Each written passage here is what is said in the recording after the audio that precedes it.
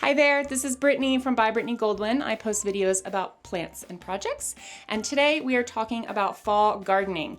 It is harvesting day in my garden here in Maryland, Zone 7A, and it's also a big year for us here because where we live, we did jump a grow zone this year. We went from 6B to 7A when the plant hardiness maps were redrawn.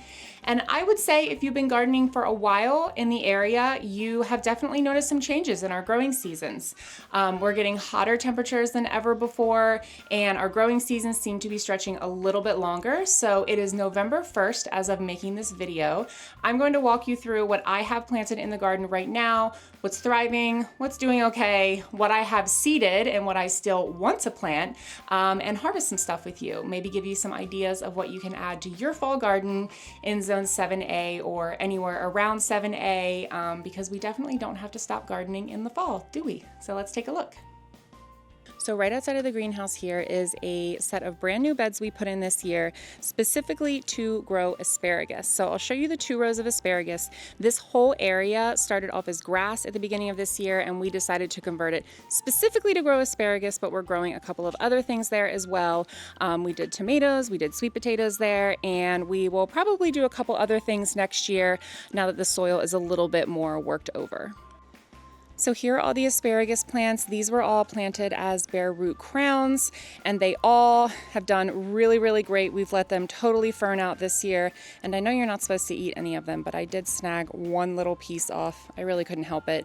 And then planted throughout here, we have fava beans, which are super cold hardy. I've got them all around the garden. They're great nitrogen fixers for the soil, and they'll do really great as the temperatures start to drop, which they really haven't done here yet, but they will be soon. When the temperatures do start to drop, hopefully in the next week or so, this whole area where we had sweet potatoes, I will be planting garlic. My goal is to get enough garlic to have a seed stock for next year and then have some to save for cooking and eating and whatnot. And I got the seed garlic from my cousin who's been working on his own variety, Cousin Jimmy, for a while, so I am very confident that it will be a great crop. To show you the bed situation we're working with here as far as our raised beds go, there are 7 beds behind me here. We do grow in these from early spring until as late as we possibly can in the fall, and I'll show you what I've got in these beds now. This is one of the first beds that I planted, so it's looking the loveliest and most mature. I've got lots of lettuce in here, Swiss chard, a bunch of beets that may be nearing being ready to harvest, and then I've got some French sorrel on the corners here. This is perennial, so I may dig it up and move it, but I love the taste of this stuff so much in salads that I wanted to grow some for myself. Over here, we have some leeks that aren't really doing much of anything yet, but I'm hoping that they will start to take off a little bit more once temperatures drop a bit. This bed up here was the second one I planted. It's got mostly sugar snap peas in it, fava beans, and a couple of radishes and maybe some spinach peppered in here. Sometimes I just totally forget what I plant and then I wait for the seeds to come up, and it's a nice surprise. I'm seeing the first blooms here on the sugar snap peas, which hopefully means we'll be getting some sugar snap peas soon. We get a ton in the spring and my daughter loves those and actually eats them, so it's something I really love to grow. And as you can see here, I did add some stakes for the fava beans. These were the earliest ones that I planted, so they are getting a little bit top heavy and floppy, so I added a little cage for them. This whole bed here is pretty hard to see because everything's pretty early on. I did a lot of lettuce in here and then leeks on either side of the bed. I love leeks and I think they're pretty easy to grow, but these have been really, really slow to take off. So I'm hoping that they do pretty soon. These more sugar snap peas, they are definitely my slacker bunch here. They aren't looking too hot, but the same thing happened to us in the spring and I'm hoping that they'll rebound.